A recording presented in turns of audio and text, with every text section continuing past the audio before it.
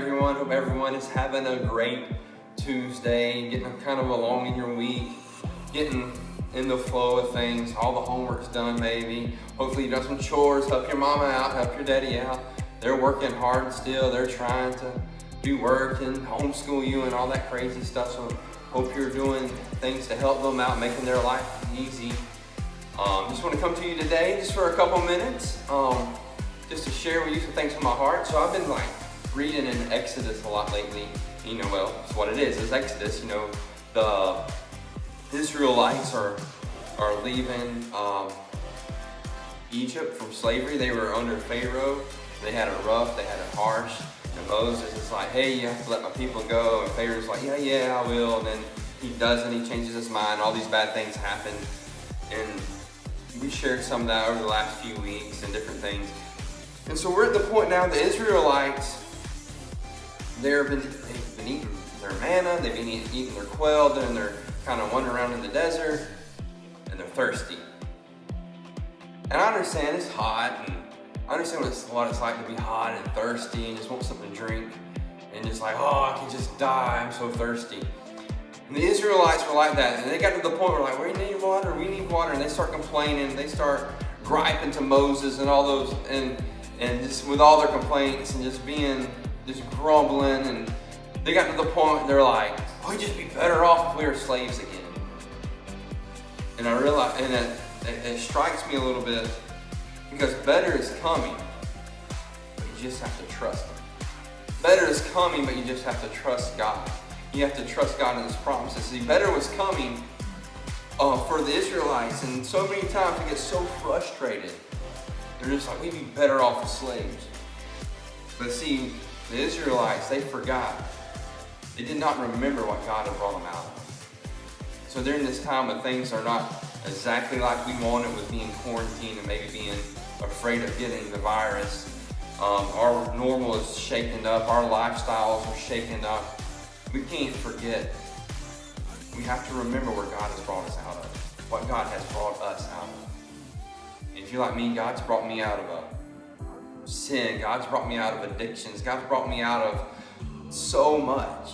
And God's hand has been on me all the time. And I can get to the point where I forget about it. And I can start complaining. And then my mind can go somewhere it shouldn't be. Well, I'd just be better off like I used to be. But we're not better off. We cannot forget God's promises. See, God has a promise that we are going to have a better future. God has promised us salvation. God has promised, we have heaven to gain. See, Jesus died on the cross for our sins. We've asked Him to forgive us. Hopefully, if not, you can do that today. We ask God to live in our lives, be Lord of our lives, to take over our heart. And we want to live for Christ. We want to trust Him. And His promises is that we have heaven to gain. And yeah, this might be trying times. We might even be persecuted. It might be hard to live out our faith, or people might think we're crazy that we're living out our faith. But we don't forget what He has promised us. See, we have to trust God even when it's tough. And right now it might be tough to trust God. But we trust Him anyway. There was so many people. Moses trusted God even when it was tough. The people he was leading were complaining.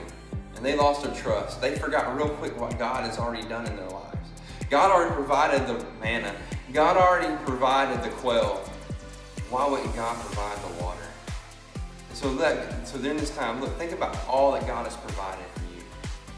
Think about all that God has done for you so far. He's going to finish what He started. God is going to take care of you. Don't be quick to forget. See, better is coming. We just have to trust Him. Better was coming for the Israelites, but they wanted to reject God. They didn't want to trust Him. It doesn't make sense by the world's standards to trust a God that we can't necessarily see. But when we trust God with everything, and even though we might not see God, He's going to show Himself. He's going to reveal Himself to us. And we're going to be able to see things that no one else can see. Trust God, because better is coming. I love you guys. I hope you guys are being safe, at the same time having fun. And if you need anything, you feel free to call me. Y'all have a great, wonderful day. God bless.